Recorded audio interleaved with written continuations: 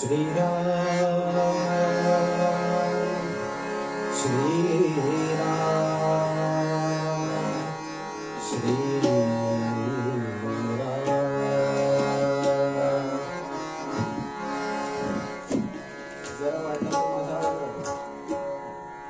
सुरुवात करूया.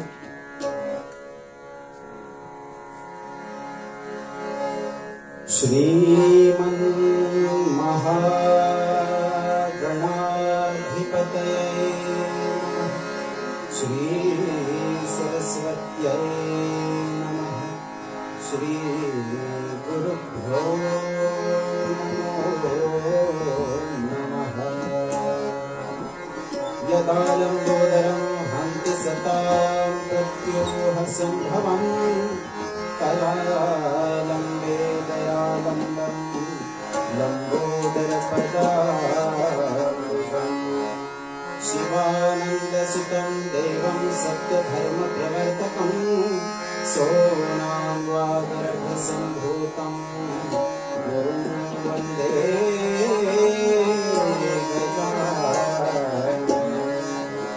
गुरुर्ब्रह्मा गुरुर्विष्णु गुरुर्देवो महेश्वरः गुरुः साक्षात् परं ब्रह्म तस्मै श्री गुरवे नमः. या कुन्दैवतुषारहारधवला या शुभ्रवस्त्राभृता या वीणावरदण्डमण्डितकरा या श्वेतपद्मासना या ब्रह्माच्युतशङ्करप्रभृतिभिर्देव्यै सदा वन्दिता सा मां पातु सरस्वती भगवती निःशेषजाड्यापहा.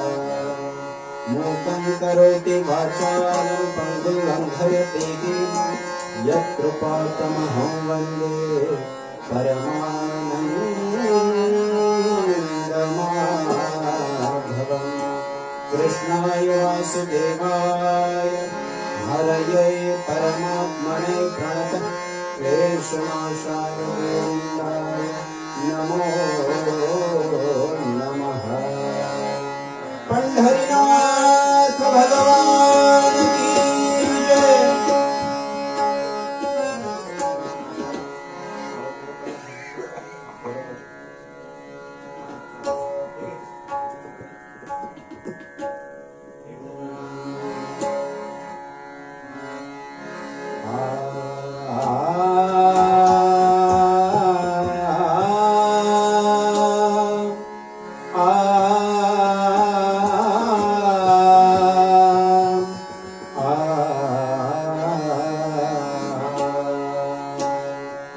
राम कृष्ण हरे जय जय राम राधा राधा.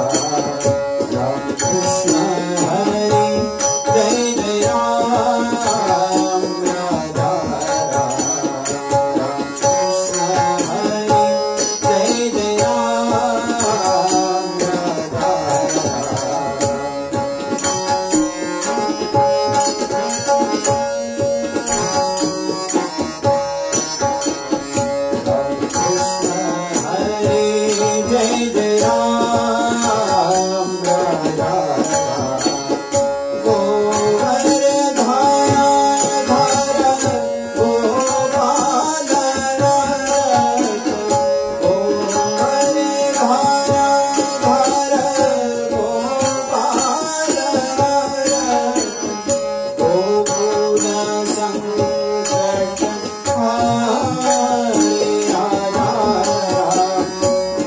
Oh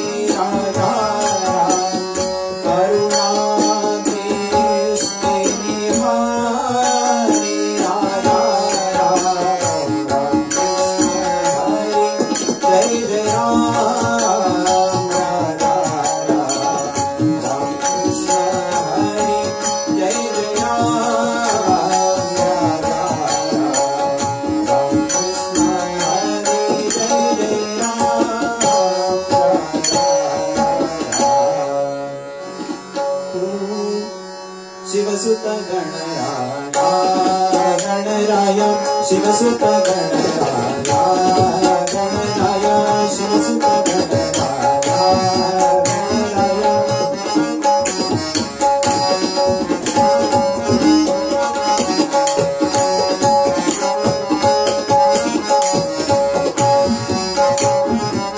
शिवसुत गणराया गणराया शिवसुत गणराया गणराया तव पदी अर्पित गाया गाया तव पदी अर्पित गाया गाया तव पदी अर्पित गाया गाया शिवसुत गणराया गणराया शिवसुत गणराया शिवसुत गणराया शिवसुत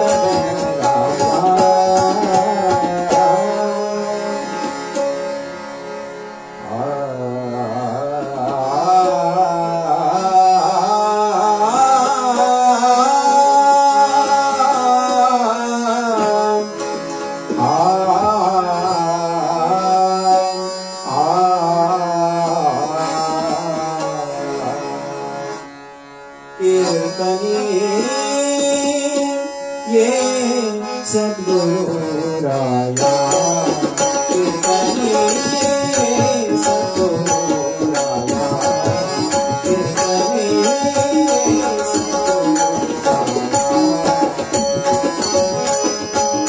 सद्गुरु राया कीर्तनी ये सद्गुरु राया कीर्तनी सद्गुरु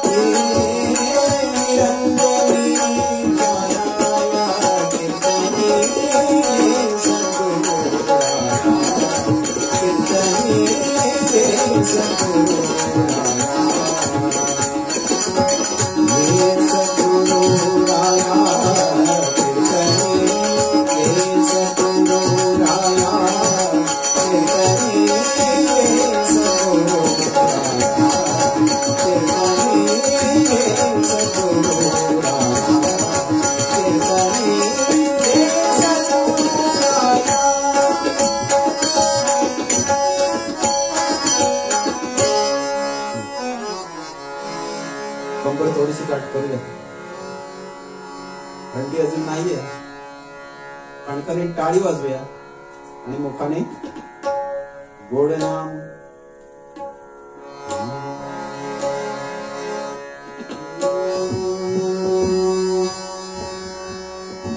रघुपति राघव राजा राम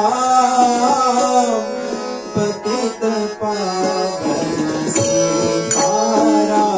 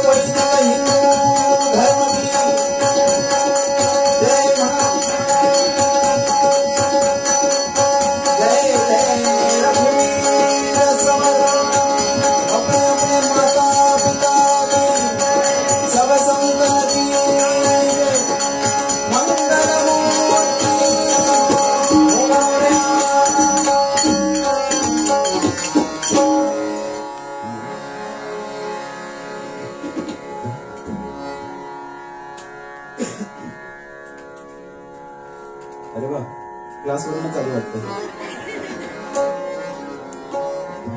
गरज आहे क्लास सोडून कीर्तनाला येऊन बसण्याची गरज आहे. कारण ते संस्कार होणं गरजेचं आहे. कारण आता संध्याकाळचं ते पाठी पर्वचा वगैरे सगळे विसरली माणसं. मुलांना शुभम करोती म्हणता का रे विचारलं तर प्रश्नचिन्ह असतं कॉन्व्हेंटच्या मुलांच्या समोर. शुभम करोती आम्हाला त्यातलं काय माहितच नाही. त्याला जबाबदार कोण? आम्ही. आधी अभंग गाऊया. नंतर निरूपण बघूया. आज राणे कुटुंबियांचं विशेष अभिनंदन करावं लागेल, कारण फारच कमी ठिकाणी अशा प्रसंगी कीर्तनांचं आयोजन होतं. आम्ही आमरडला गेली 4 वर्ष एका ठिकाणी पुण्यस्मरणाच्या निमित्तानं आम्ही सेवा करतोय एका घरामध्ये. पण फारसं पुण्यस्मरणाच्या निमित्ताने आपल्याकडे कीर्तन होत नाही. पण घाटमाथ्यावरती पुण्यस्मरणाला वारकरी कीर्तन हे असतंच असतं, ठेवावंच लागतं. जसं आपल्याकडे दुपारी भोजन विधी झाला, सगळ्यांना भोजन घालून तृप्त केलं. जे कोणी पायी पाहुणे मित्रमंडळी येतील त्या सगळ्यांना तृप्त केलं. आजच्या दिवशी जो कोणी याचक दारात येईल त्याला तृप्त करायचंय.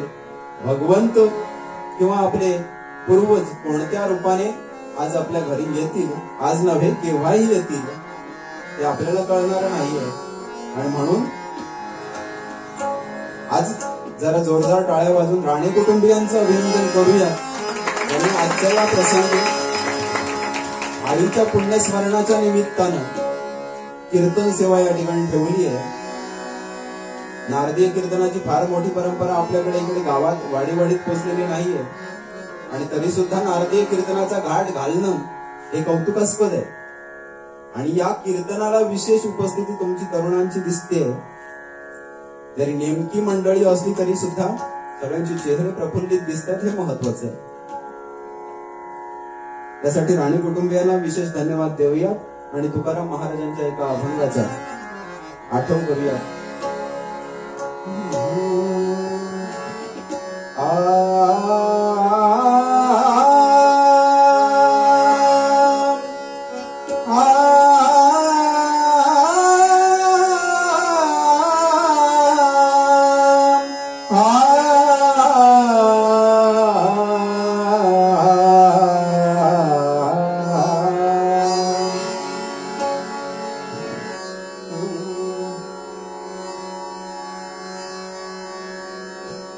अमृताची फळे अमृताची बेल, अमृताची फळे अमृताची बेल, अमृताची फळे अमृताची बेल, तेची पुढे चाली, तेची पुढे चाली, तेची पुढे चाली, तेची पुढे चाली, बीजाची अमृताची फळे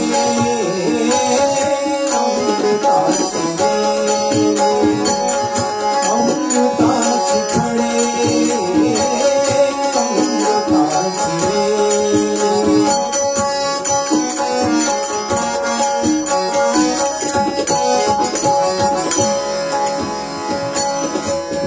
शिवाचा संगा देवी नारायणा, ऐसियांचा संगा देवी नारायणा, बोलावा वचना, बोलावा वचना, बोलावा वचना,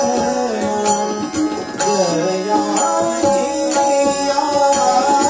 अमृताची फळे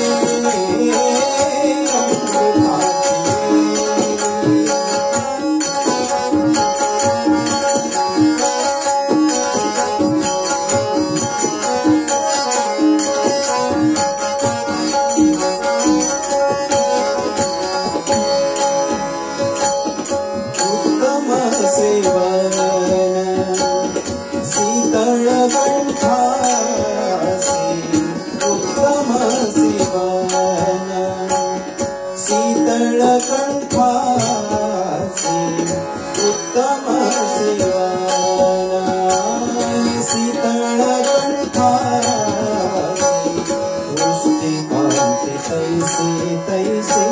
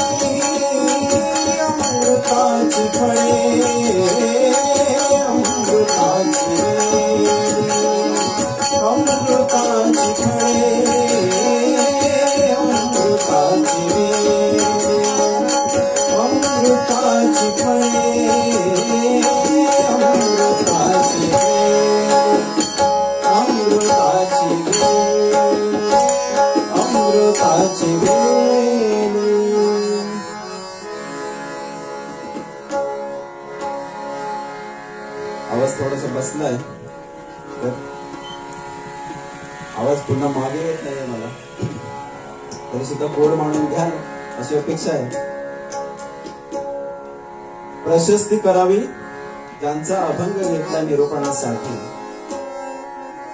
ज्ञानमूर्ती ज्ञानदेव महाराज, नाममूर्ती नामदेव महाराज आणि ज्यांचा अभंग आजच्या निरूपणासाठी घेतलाय ते भक्तिमूर्ती संत तुकाराम महाराज, त्यांचा अभंग निरूपणासाठी घेतलाय. ज्ञानोबांचा असेल तुकोबांचा असेल जय जयकार केल्याशिवाय भजनामध्ये सुद्धा अगर कीर्तनामध्ये सुद्धा पुढे जाता येत नाही. कारण काय?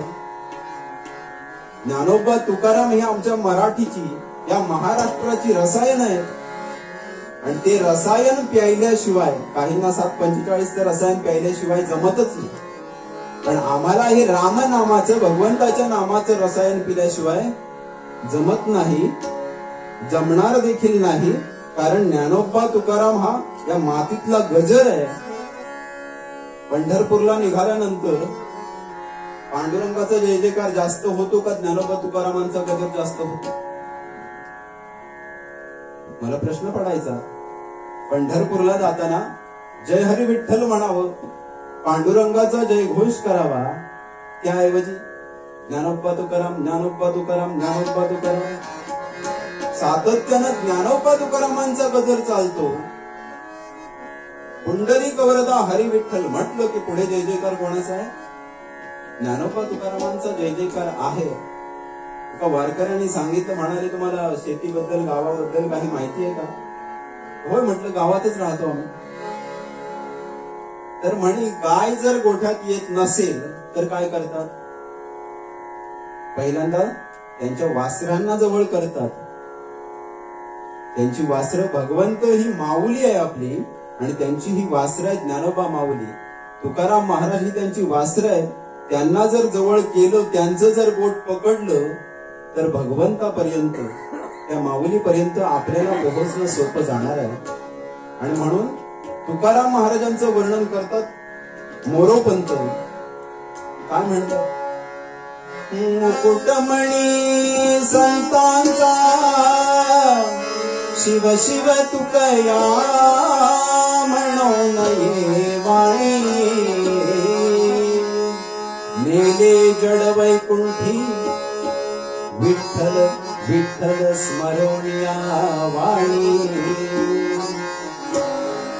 ज्यांनी देह जन्म घेतलाय देहू मध्ये, पण ज्यांचा देह कधी त्या देहू मध्ये रमला नाही आणि म्हणून भगवंतांना त्यांच्यासाठी विमान पाठवावं लागलं.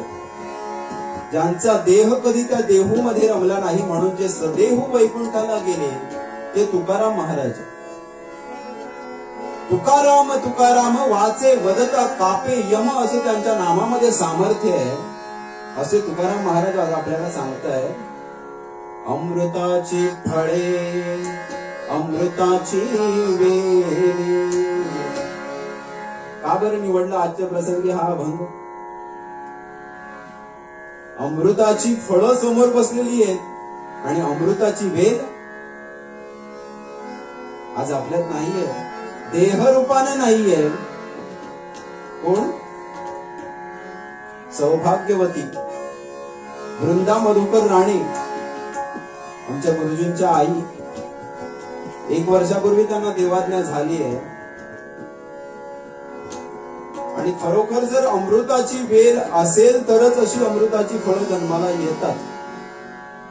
ती त्यांच्या मुलांच्या रूपाने आपल्या समोर बसलेली आहे. त्यांचं स्मरण तर आहेच, पण अशी मुलं केव्हा येतात ज्या वेळेस वेल, पेरी, कडूजिरे आणि मागे अमृताची फळे. जर पेरलं चांगलं तरच चांगलं उगवतं, हा निसर्ग नियम आहे. कडू जिरं जर पेरलं आपण मातीमध्ये तर येणार काय? कडू जिरंच येणार आहे, त्याला अमृताची फळं येणार नाही. अमृताच्या फळाची अपेक्षा करत असताना मी निसर्गाचं सांगत नाही, हे माणसातल्या संस्कारांचं अमृत सांगतोय. संस्कारांची कमी आजकालच्या पिढीमध्ये आहे असं आपण म्हणतो, पण हा सगळा तरुणांचा, नवीन पिढीचा दोष आहे का मला सांगा? हा सगळा दोष नवीन पिढीचा मुळीच नाहीये. त्याला जबाबदार त्यांच्यावरती संस्कार करणारे त्यांचे पालक म्हणून आपण त्याला जबाबदार आहोत. चांगल्याचे संस्कार देत असताना, देव देश धर्म नीती न्याय शिकवत असताना जर आपल्याकडूनच जर चुकीचं वागणं होत असेल तर पुढच्या पिढीकडनं काही अपेक्षा करणं हे पूर्णतः चुकीचं आहे. आजकाल देवघरामध्ये बसायला पालकांनाच वेळ नसतो, आपल्यालाच वेळ नसतो. पुढची पिढी आपण अपेक्षा धरून चालेल का? पुढच्या पिढीकडनं त्या देवावरती पाणी किंवा फुलं पडलं हे मुश्किल आहे. आज आपण इतर धर्मीयांकडे बघितलं तर त्यांच्या धर्मग्रंथांमधलं सगळं त्यांना व्यवस्थित पाठ आहे, पण आपल्याकडे त्याच्या विपरीत परिस्थिती झाली. आपले सण झाले जास्त आणि संस्कार, धर्माचं ज्ञान हे कमी होत चाललंय. आणि धर्माचं ज्ञान जर आपल्या नवीन पिढीला असावं, हिंदू म्हणून आपण अभिमानानं मिरवतोय. प्रभू श्री रामांची तिकडे स्थापना झाली आहे अयोध्येमध्ये. काही जण गेले असतील, काही जण पुढे जातील, नियोजन असेल. पण हिंदू म्हणून मिरवत असताना हे हिंदुत्व टिकवलं कोणी बरं? 16व्या शतकातला एक राजा ज्यांनी धर्मासाठी जगावं कसं हे आपल्याला शिकवलं. पण त्याच्यासाठी अमृताची बेल महत्वाची आहे आणि ती जिजाबाईंच्या रूपानं आपल्याला मिळाली. जिजाबाईंनी 2 सुपुत्र, 2 अमृताची फळं या महाराष्ट्राला, नवे भारत भूमीला दिली. एक म्हणजे धर्मासाठी कसं जगावं हे शिकवणारे छत्रपती शिवाजी महाराज त्यांनी दिले. आणि आई गेल्यानंतर दुधावरची साय म्हणून त्याचा सांभाळ केला असा नातू धर्मासाठी मरावं कसं हे शिकवून गेले धर्मवीर छत्रपती संभाजी महाराज आपल्याला शिकवून गेले. छत्रपतींच्या वरती हे संस्कार घडले. कारण काय त्याचं? भावार्थ रामायणाची पोथी स्वतः जिजाबाईंनी वाचून काढली आहे. त्याच्यातला आशय आपल्या मुलाला त्यांनी सांगितलाय, त्याच्यावरती त्याचे संस्कार झाले. आज मला सांगा, मम्मीच्या पोटी कधी शिवाजी जन्माला येईल का? सांगा. शिवाजी जन्माला यायचा असेल तर त्याच्यासाठी आईच लागते, सुसंस्कारी आईच लागते. जर मम्मीच्या पोटी जर शिवाजी जन्माला आला तर आजपासून कीर्तन बंद करणार नाही, कीर्तन बिदागी बंद. मम्मी पप्पा आणि तिघांची गप्पा असतात. आई म्हणजे काय? आ म्हणजे आत्मा आणि ई म्हणजे ईश्वर. जिजाई कशी होती? तिच्या नावातच आहे, जी जाई तिथं जाईचा सुगंध देई ती जिजाई. जी म्हणजे काय? जिद्द. ज्या म्हणजे जाज्वल्य देशप्रेम आणि ई म्हणजे ईश्वर निष्ठा, अशी ती जिजाई. आणि म्हणून ती असे संस्कार आपल्या मुलांवरती करू शकली. हेच तुकाराम महाराज सांगतात, अमृताची फळे अमृताची वेली, तेच पुढे चाले बीजांची. बीजामध्ये जर खोट असेल तर पुढची पिढी त्या ताकदीची अमृतासारखी निपजणार नाही. पण जर बीज जर शुद्ध असेल, शुद्ध बीजापोटी फळे रसाळ गोमटी. फळ जर चांगलं अपेक्षित असेल तर त्याच्यासाठी आधी झाड, तो वृक्ष, ती बेल पहिली महत्वाची आहे. आणि म्हणून असा एक पुत्र झाला आपल्या संपूर्ण भारतामध्ये ज्यांनी हिंदू धर्माचा झेंडा अटकेपार नव्हे संपूर्ण जगतामध्ये फडकवला. असं कोण होता? आपल्याकडे वाढदिवस आपण साजरा करतो, होय ना? केक आणतो, किती? 2-2 आणतो, एक कापायला आणि एक हसायला, होय ना ग? 2-2 केक आणतो आता आपण. वाढदिवसाच्या निमित्तानं काहीतरी गोडधोड करावं, गोड आवडतं म्हणून केक खावा. आजकाल काय करतो आपण? केक ठेवतो, त्याच्या बाजूला मेणबत्त्या लावतो. त्या मुलाला, त्या बाळाला फुंकायला जमत नसतील तर आई वडील दोघं मिळून फुंकतात. वाढदिवसाच्या दिवशी मी झालं सगळं. वाढदिवसाच्या दिवशी ते प्रज्वलित करायचंय, निरांजन घेऊन चांगलं ओवाळायचंय, तर त्या दिवशी आपण सगळं विझवून टाकतो. संस्कृती टिकेल? असा एक मुलगा ज्याचा 6वा वाढदिवस आहे, सगळी वडिलांची मित्रमंडळी सगळी जमली आहेत घरी आणि सगळे प्रोफेशनल, सगळे वेगवेगळ्या प्रकारचे व्यावसायिक आहेत. कोणी डॉक्टर आहेत, कोणी वकील आहेत, इंजिनियर आहेत. आणि चर्चा चालली आहे तर लहान मुलांना विचारतायत ते आपापसामध्ये. पालक विचारतात, अरे मोठेपणी तू कोण होणार आहेस? कोण सांगतोय, माझे वडील डॉक्टर आहेत, मी डॉक्टर होणार बाबा. माझे वडील इंजिनियर आहेत, मी इंजिनियर होणार आहे. सगळेजण आपापलं सांगतायत, पण ज्याचा वाढदिवस आहे तो मुलगा मात्र काय सांगतोय, बाबा मोठेपणी मी, बाबा मोठेपणी मी ऐटीत बसूनीच बग्गी हाकणार. वडील आहेत कोण, वकील, आणि मुलगा सांगतोय बग्गी म्हणजे टांग्याची गाडी तिकडे त्याला म्हणतात, बग्गी. बग्गी चालवणारा कोचमन मी होणार आहे. कधीची घटना ही 1886. तो सांगतोय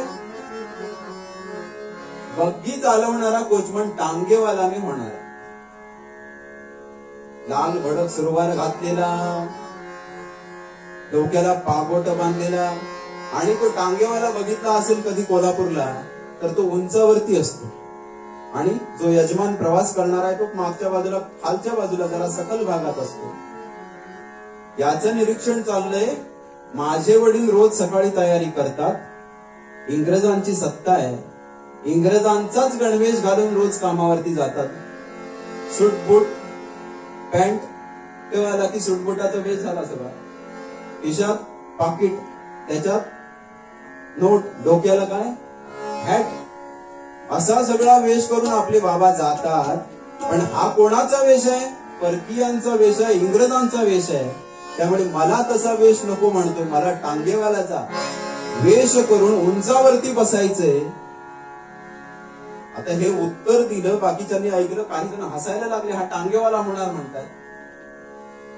आणि हे सगळे हसतायत म्हणून हा जो मुलगा आहे 6 वर्षाचा, तो दाराच्या आडोशाला लपतोय. कशाला? तर आपले बाबा आपल्याला ओरडतील. साहजिकच आपला व्यवसाय आपल्या पुढच्या पिढीने पुढे न्यावा, तो वाढवावा, वृद्धिंगत करावा, अशी अपेक्षा असते ना. यांच्या वडिलांची अपेक्षा या सगळ्या मुलांनी, सुनांनी सुद्धा पूर्ण केली आहे. स्वतः शिक्षक गुरुजी, आपले दोन्ही मुलगे शिक्षक, सुनाही शिक्षक, त्यांचा व्यवसाय पुढे चालवलं, त्यांना किती आनंद आहे. हे व्यवसायानं वकील आहेत आणि मुलगा उत्तर देतोय मी टांगेवाला होणार आहे. आपण काय केलं असतं? आपल्यावरनं विचार करा. एक धरून गेली असती ना टपली, काय खूड आहे. त्यांनी काय केलं, त्याला जवळ घेतलं, मायेनं डोक्यावरनं हात फिरवला आणि म्हणाले, हो माझ्या बाळा टांगेवाला हो. त्यांनी काय सांगितलेलं, बाबा मोठेपणी मी ऐटीत बसूनीच बग्गी हाकणार. बाबांनी सांगितलं, हरकत नाही बाळा, हरकत नाही बाळा, अर्जुन रथीचा तू कृष्ण होणार. राम राम राम हरे हरे, राम राम राम सीतापते नर हरे राम, राम राम रघुत्तमा राम. हरकत नाही बाळा, अर्जुन रथीचा तू कृष्ण होणार. काय सांगितलं? टांगेवाला हो, पण तुझ्या रथामध्ये कोणाला बसव? अर्जुनाला बसव. अर्जुनाचा टांगेवाला हो, माझा राजा कृष्ण हो, तू कृष्ण हो.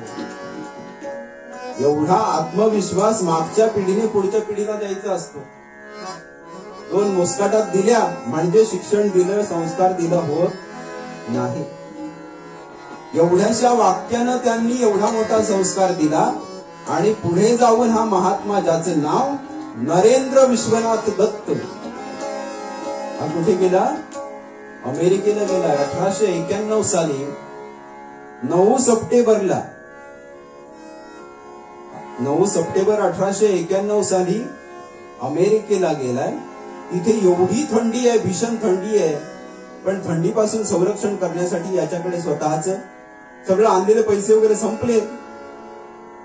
त्या अमेरिकेतल्या भीषण थंडीपासून संरक्षण करावं याच्यासाठी रेल्वेच्या प्लॅटफॉर्म वरती लाकडी पेटाऱ्यामध्ये झोपून ज्याने रात्र काढली.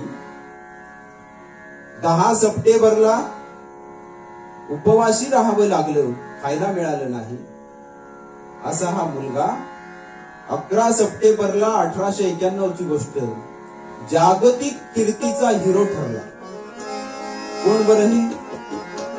हा कोण हे? ज्यांची गणना योद्धा संन्यासी अशी जगानं केली. शब्द विपरीत आहे. योद्धा कधी संन्यासी नसतो आणि संन्यासी कधी योद्धा होऊ शकत नाही. पण या संन्याशाला योद्धा संन्यासी ही उपमा मिळाली. असे विवेकानंद, स्वामी विवेकानंद म्हणून ज्यांना आपण ओळखतो, अशा मुलाची ही गोष्ट आहे. अमृताचे संस्कार त्यांच्यावरती झालेत. अमृताची फळे, अमृताची वेली. आई वडिलांनी जे संस्कार केलेत, त्यानंतर जागतिक धर्म परिषदेमध्ये अनेकांनी भाषणं केली. आपल्या धर्माचं महात्म्य त्यांनी जगताच्या समोर आणलं.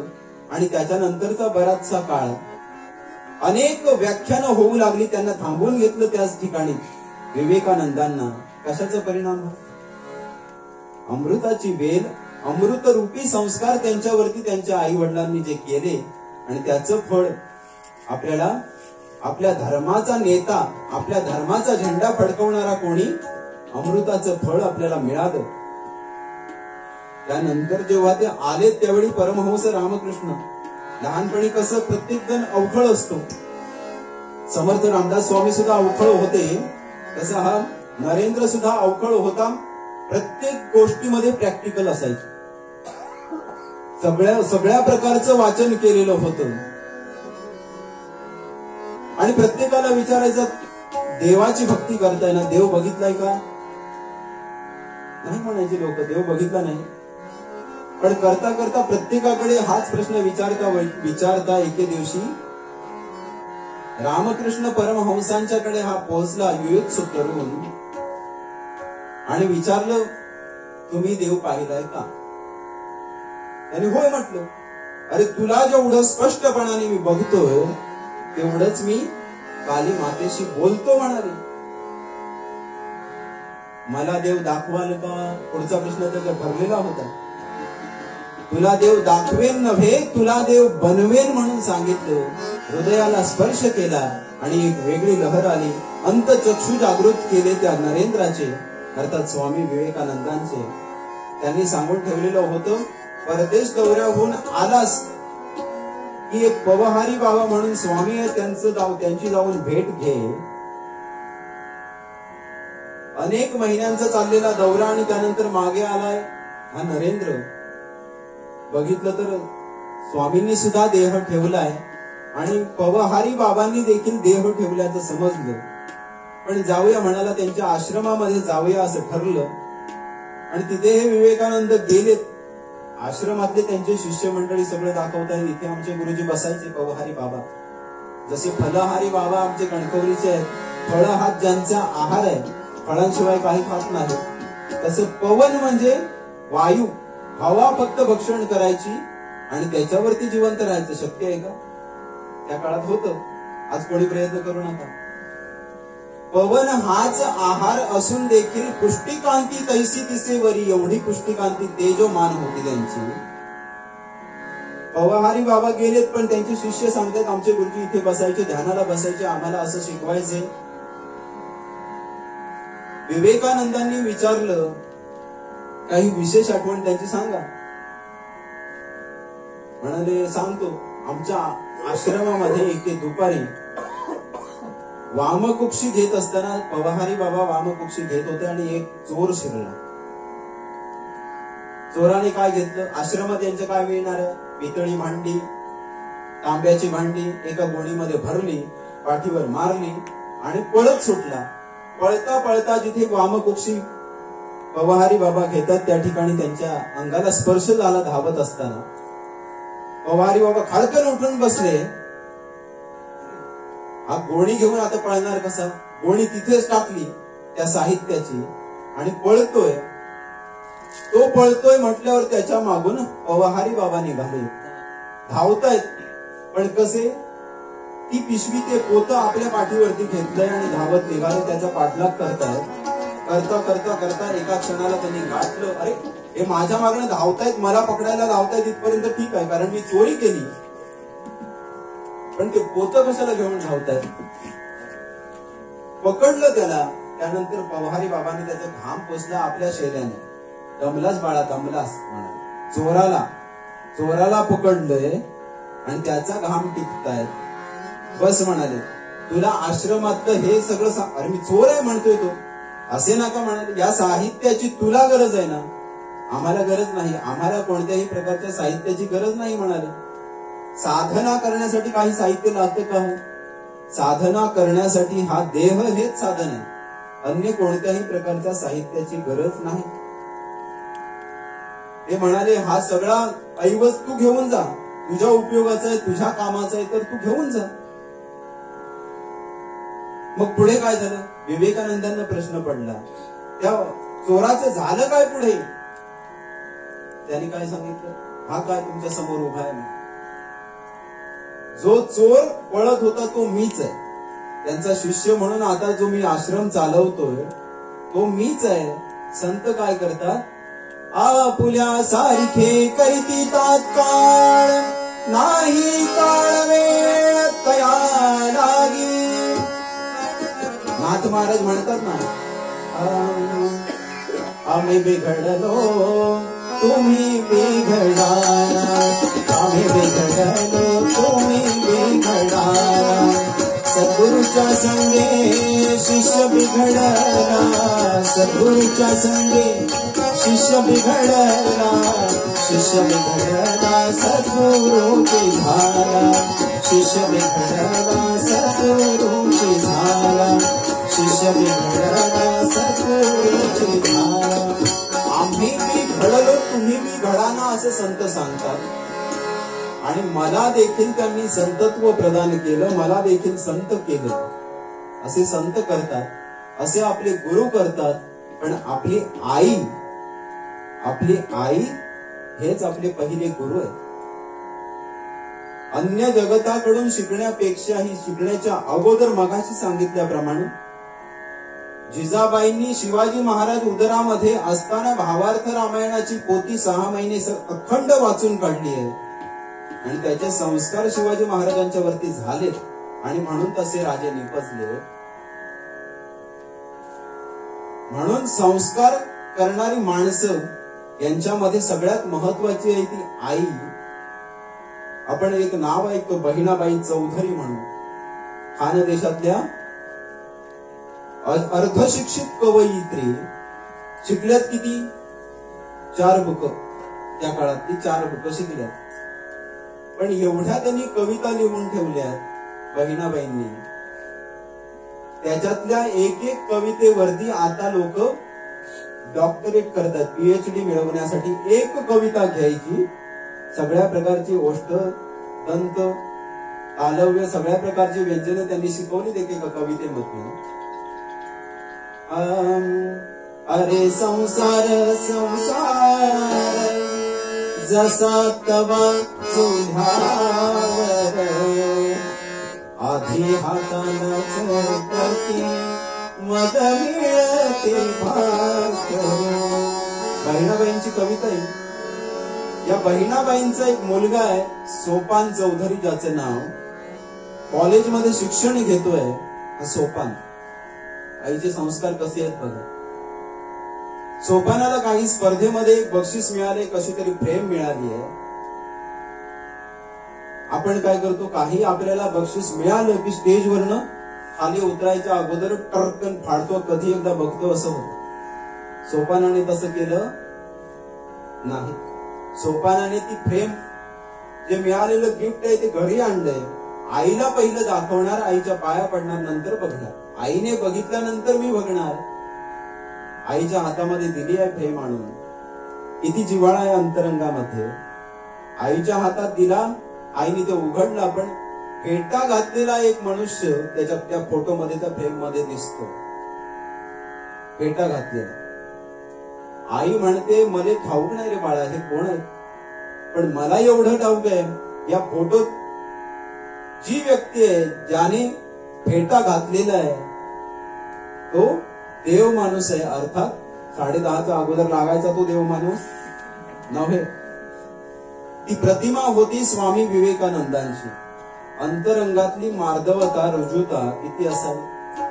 आईनेच हे संस्कार करायला हवेत. उदरामध्ये बाळ असताना आणि उदरामधून आल्यानंतर, जन्म घेतल्यानंतर जगताची जननी आई जी आपल्यावरती संस्कार करते, आणि ते संस्कार जर आपण आचरणात आणले तर आणि तरच आपल्याला आपल्या आयुष्यामध्ये यशस्वी होता येतं. असे संस्कार करणारी माता आज आपल्यात नाहीये, पण त्यांनी ते संस्कार केले. जी बीज रुजवली ती आपल्या समोर मात्र आहेत. नक्कीच राज्याच्या शिक्षकांच्या संघटनेचे राज्य नेते म्हणून किंवा वेगवेगळ्या पदांवरती कामं करत असताना राणे सर असतील, आज या कीर्तनासाठी विशेष उपस्थित असणारे आमचे जांभवडेकर सर असतील, सावंत सर असतील, सगळ्यांना मनापासून वंदन आहे. काही कीर्तनकार आमचे पद्मनाभजी परब विशेष उपस्थित आहेत या ठिकाणी आजच्या कीर्तनासाठी, आमचे मार्गदर्शक आहेत. तुम्हाला सगळ्यांना मनापासून वंदन करतो. आणि तुकाराम महाराजांच्या पूर्वरंग पद्याचा गोवांना जायचंय कीर्तन सेवा बजावण्यासाठी, त्यासाठी 9 पर्यंत आपल्याला आख्यान संपवायचे, म्हणून पूर्वरंग पद्य आटोपत घेऊया. आणि एका आईने आपल्या मुलावरती कसे संस्कार केले ते आजच्या निमित्ताने बघूया.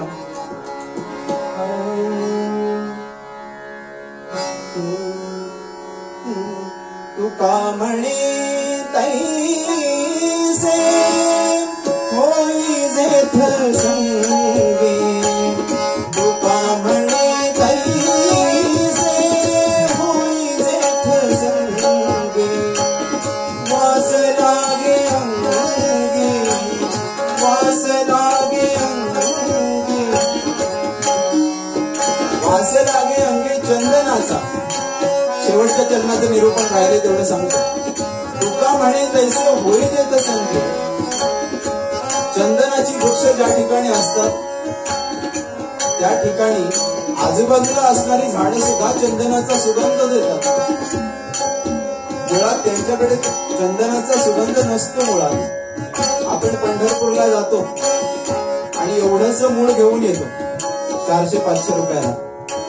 जेवढं त्याला घासावं तेवढा त्याचा सुगंध येत राहतो. म्हणून तुकाराम महाराज सांगतात, तुका म्हणे तैसे होई जेथ संगे, वास लागे अंगे चंदनाचा.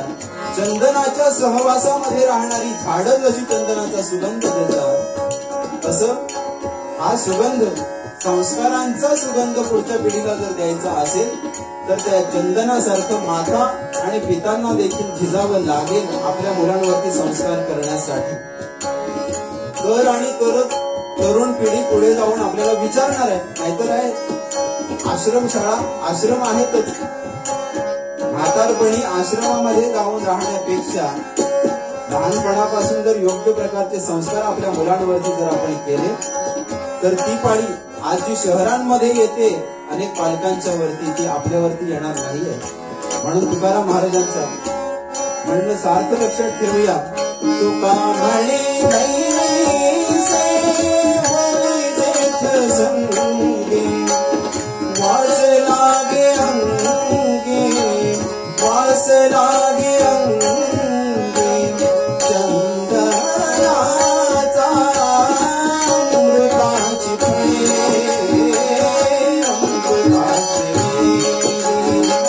अमृताची फळे, अमृताची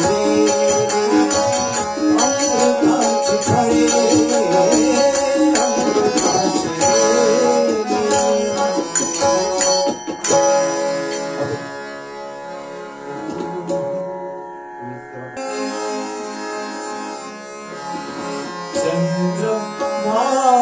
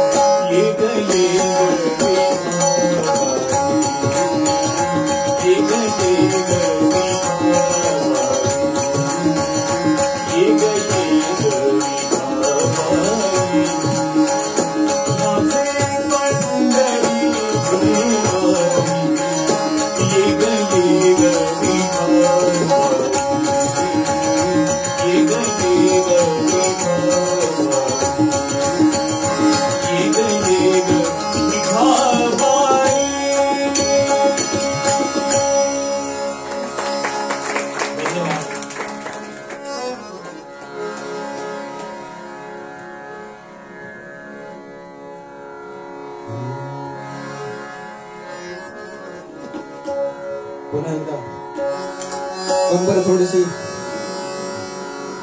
आळस आला असेल तर झटकून टाकायचं, कारण आमच्या पूर्वरंग पद्धती अशीच आहे. कारण की काय होतं, आयुष्यामधला पूर्वरंग हवा असतो प्रत्येकाला, पण आमच्या कीर्तनातला उत्तरंग हवा असतो. जीवनातला उत्तरंग म्हातारपण नकोसं वाटतं, होय ना काकी? पण कीर्तनातला उत्तरंग हवासा असतो, कारण कथा असते, सगळ्यांना आवडते, लहानांपासून ज्येष्ठांपर्यंत. त्यामुळे खणखणीत टाळी पुन्हा एकदा वाजवायची आणि पुढे जायचं. म्हणजे आता नव्हे, जय जयकार करायला असतात. श्री राम जय जय राम, श्री राम जय जय राम, बोला बोला श्री राम जय जय राम, श्री राम जय जय राम, श्री राम जय जय राम,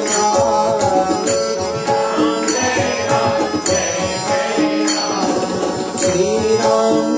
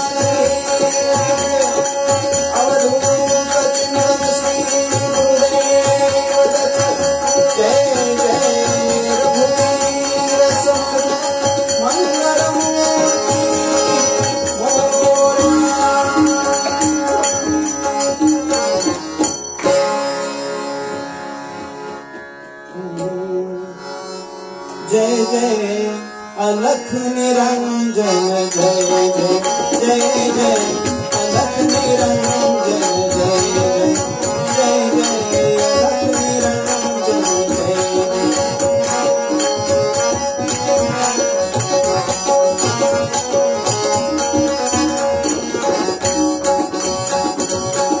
गोसाव्याचा वेश घेऊन गोसाव्याचा वेश घेऊन घेऊ माधव चला राशिया रूपग्रही सत्व सुधा राशिया रूपग्रही सत्व सुधा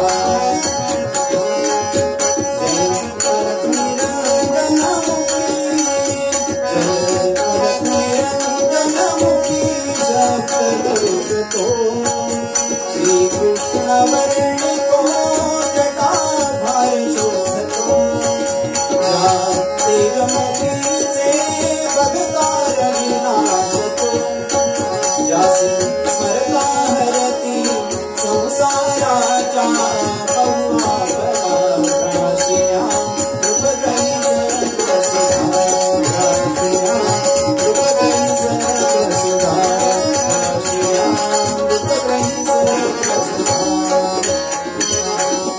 अलख निरंजन लाव माई भिक्षा लाव साधू महाराज थांबा थांबा थांबा थांबा एक गोसावी चाललाय आणि गोसाव्याच्या मागणं एक मुलगा 8 वर्षांचा मुलगा धावतोय. गोसावी महाराज थांबा. एका राजाच्या दरबारामध्ये अन्न सत्र चालू आहे. हजारोंच्या संख्येनं माणसं जेवतायत. पंक्तीच्या मागणं पंक्ती ओढतायत. माध्यान्नीचा समय आणि अशात एक गोसावी भिक्षा मागत दारोदार हिंडतोय फिरतोय. आणि हे बघितलंय कोणी?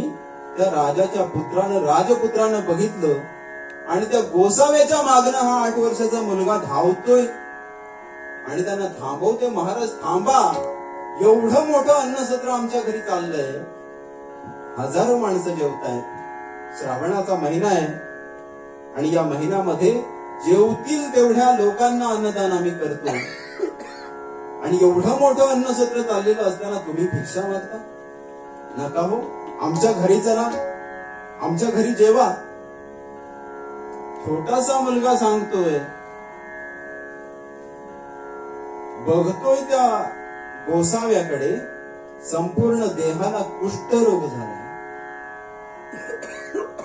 पुय शोणीत वाहतय आणि शरीराची दुर्गंधी पसरली आहे आणि हे लेकरू मात्र 8 वर्षाचं हात जोडून उभा आहे. महाराज जेवायला चला आमच्याकडे म्हणतो. दुर्गंधी आली त्याला सुद्धा, पण जोडलेले हात त्याने नाकाकडे नेले नाहीत. संस्कार कसे आहेत त्या मुलावरती का?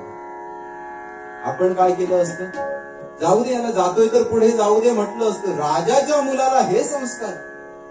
आजकालच्या राजांचं सोडा, पण साधं ग्रामपंचायत सदस्य जरी असला तरी सुद्धा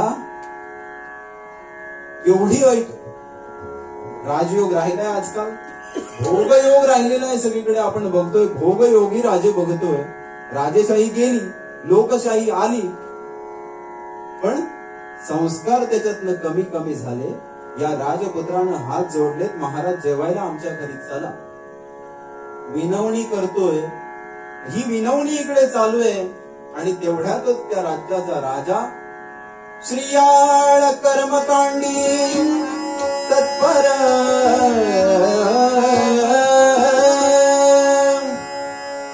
श्रीयाळ राजा बलिहरण विसर्जनासी द्वारा बाहेर काकबली घेऊन दरवाजाच्या बाहेर आलाय श्रीयाळ राजा. काकबलीचं विसर्जन करणार आहे आणि समोर बघितलं आपला मुलगा एका गोसाव्याला विनवणी करतोय आमच्या घरी जेवायला चला म्हणून. राजाने काकबलीचं विसर्जन केलं आणि तिकडे धावत गेला. गोसाव्यांना राजा नमस्कार करतोय वाकून, महाराज आमच्याकडे जेवायला चला. एवढं अन्नसत्र चालू आहे, घरोघर कशाला मागताय भिक्षा? खाना खिलाएंगे? जरूर आते हैं. येतो म्हणून सांगितलं. राजाने त्यांना आतमध्ये आणले राज दरबारामध्ये. विशेष अतिथी आलाय, योगी आलाय, गोसावी आलाय आणि म्हणून राणी साहेबांना आज्ञा केली आहे चांगुणेला. कसली? यांच्यासाठी विशेष भोजनाची व्यवस्था तयार करा, विशेष थाळी तयार करा आणि यांना स्पेशल थाळी मिळते आजकाल हॉटेलमध्ये. सगळ्या प्रकारचं जेवण मिळतं, पण स्पेशल थाळी सुद्धा त्या त्या हॉटेलच्या नावाने स्पेशल थाळी असते. राजा म्हणाला पंचपक्वानांचं ताट तयार करा आणि या गोसाव्याला द्या. चंदनाचा पाट ठेवलाय, चांदीची अडणी, त्याच्यावरती चांदीचं ताट ठेवलंय, सगळं तयारी सुरू आहे. ताट वाढून तयार झालं. राजानं उदक सोडलंय. एको विष्णुर महद्भूतं भूतानने कशः मंत्र म्हटला, पाणी सोडलं आणि महाराज म्हणाला आता सुरुवात करा. गोसाव्याने उभ्या उभ्याच त्या ताटाचं अवलोकन केलं, बघितलं आणि ताडकन पाटावरनं उठून उभा राहिला. म्हणाला ये खाना हम ऐसा खाना हमें नहीं चलता. का थांबविले मज लागी, का थांबविले मज लागी, हे भोजन नच मज जोगे, हे भोजन नच मज जोगे. मी काय खातो? नरमांस खाद्य नित मजला, जाऊ दे मजसी निज मार्गे. नरमांस भक्षण करतो मी, जरी संन्यासी असलो तरी नरमांस भक्षण करतो. अन्य प्रकारचं अन्न मला चालत नाही म्हणून. नरमांस खाद्य नित मजला, जाऊ दे मजसी निज मार्गे. नातरी वाढी नरमांस, करी धर्म तव भंगे नाम करी वाढी नर मांस करी धर्म सत्व तव भंगे का व्यर्थ शिनविले मजला का धर्म तुझा हा झाला का व्यर्थ शिनविसी जाया का व्यर्थ शिनविसी जाया करी आज्ञा मजसी जाया का व्यर्थ शिनविसी जाया करी आज्ञा मजसी जाया. मराठी भाषेची गंमत आहे. का व्यर्थ शिणविसी जाया आणि करी आज्ञा मजसी जाया. वाक्य तर तेच आहे, शब्द तर तेच आहे, पण एका ओळीचा अर्थ वेगळा आहे. जाया म्हणजे पत्नी. उगाच तुझ्या पत्नीला त्रास कशाला दिलास मला जेवण वाढण्याचा. मला आज्ञा कर, जायची आज्ञा कर, मी निघतो म्हणाले. पण मी जर तुझ्या दारातनं असं जर गेलो तर हे जे सगळं एवढं मोठं अन्नसत्र चालवलंयस, दान करतोयस, तुझा धर्म सत्व टिकेल? टिकणार नाही म्हणाले. मी जर तुझ्या दारातनं उपवासी गेलो नर मांस खाल्ल्याशिवाय तर तुझा धर्म सत्व तव भंगे. धर्म सत्व राहणार नाही, तुझं निघून जाईल. राजा राणी चिंतेत पडली. एवढं सगळं पुण्यकर्म करतोय, दान धर्म करतोय, ते कशासाठी करतोय? पुण्यप्राप्तीसाठी करतोय. आणि आलेला याचक ताटावरनं उठून चाललाय, पण त्याला काय हवंय? नर मांस हवंय. चांगुणा राणी पुढे झाली, म्हणाली महाराज, राजाला नमस्कार केला, माझा देह मी या याचकासाठी द्यायला तयार. चांगुणावदे नृपाला गुणी मम तनु त्यजा अतिथी भोजनी. चांगुणावदे नृपाला गुणी मम तनु त्यजा अतिथी भोजनी. नकासे दारा प्रिया नकासे दारा प्रिया शिवपदासी अर्पी काया शिवपदासी अर्पी. शिवपदासी म्हटल्याबरोबर अतिथी चपापला, घाबरला, अंग दचकलं. शिवपदासी कोण आलं होतं? अतिथीचा वेश घेऊन कोण आलेलं? साक्षात महादेव शिवशंकर आले होते. नारदांनी इंद्रसभेमध्ये जाऊन सांगितलं, पृथ्वी लोकावरती एवढा अधिकारी राजा आहे जो शिवभक्त आहे, आलेल्या याचकाला जे जे पाहिजे ते सगळं देतो. आणि त्याची परीक्षा पाहावी म्हणून साक्षात शिवशंकर कुष्ठरोग झालेल्या याचकाचा गोसाव्याचा वेश धारण करून आले आणि मागतायत काय? नरमांस.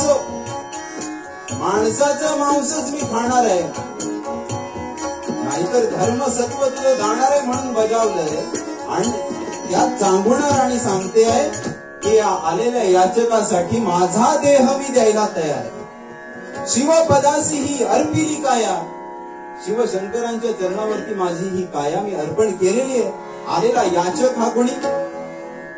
भगवंत जर असेल तर दारी आलेला याचक विरमुख जाता कामा नये.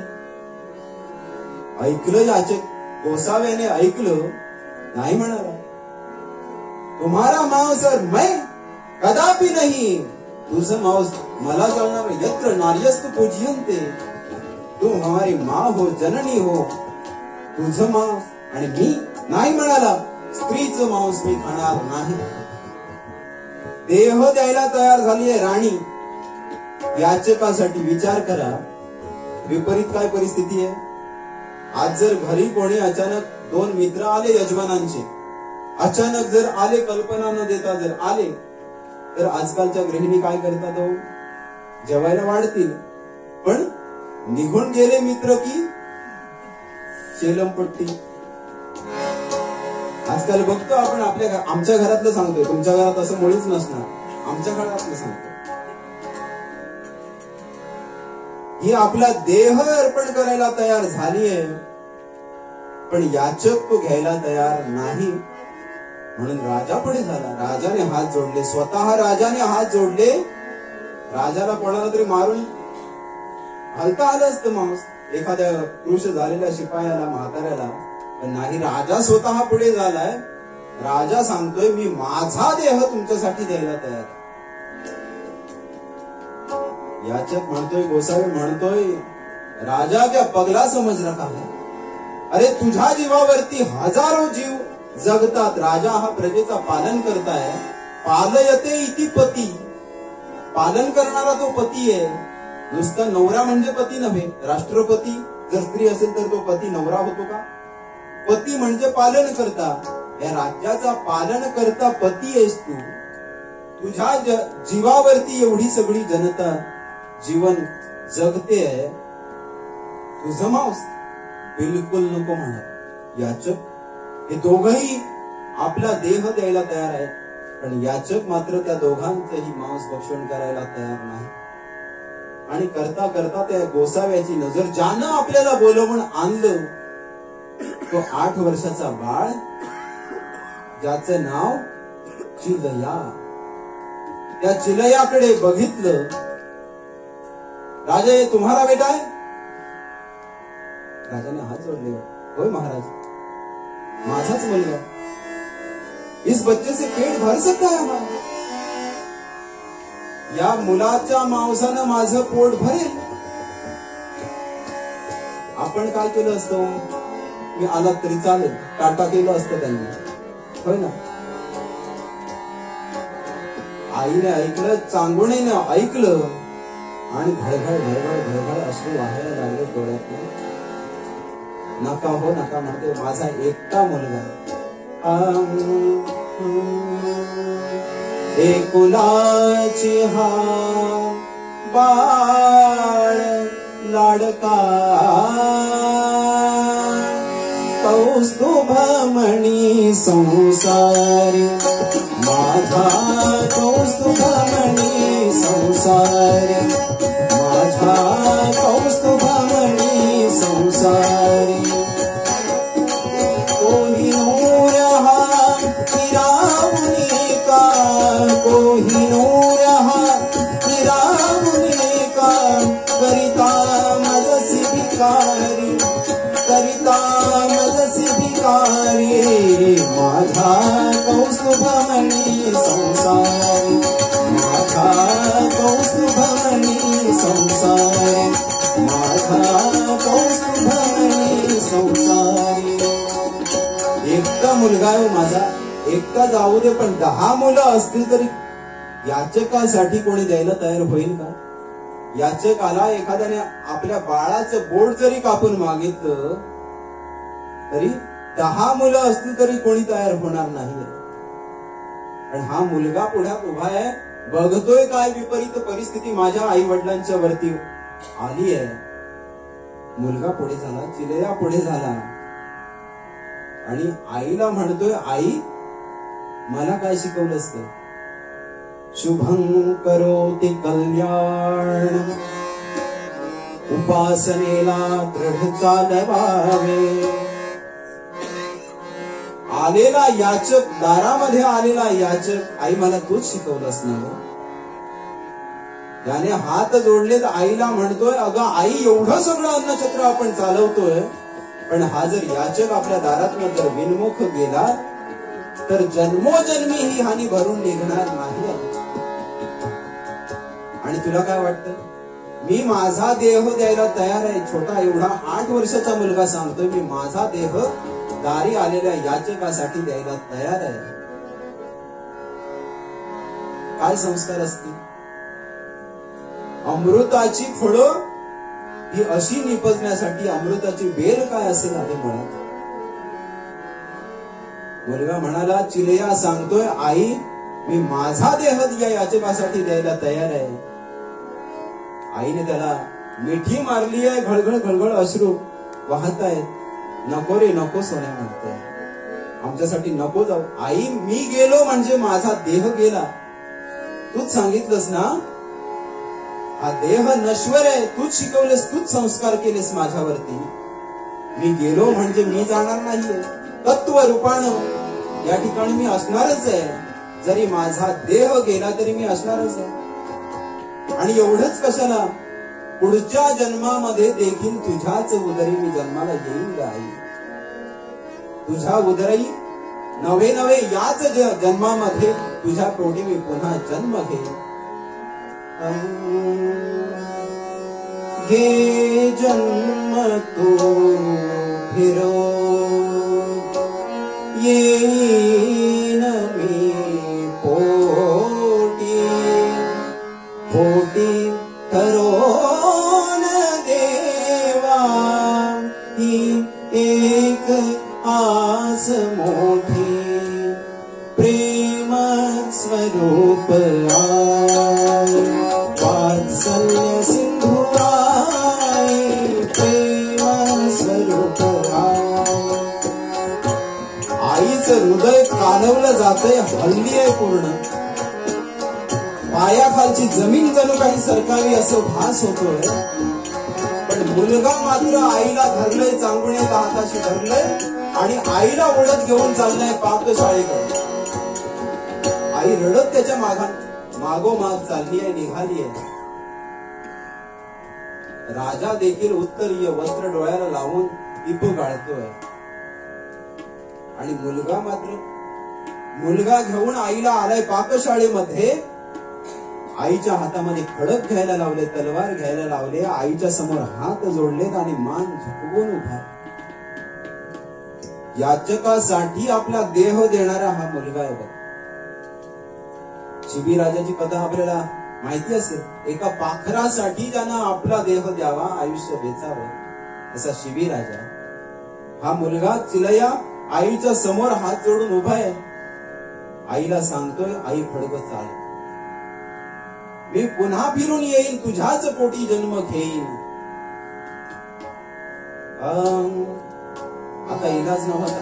मुलगा तयार आहे. मुलाने स्वतःची शपथ घातली आईला, आई माझी शपथ आहे, तुला खडक चाल.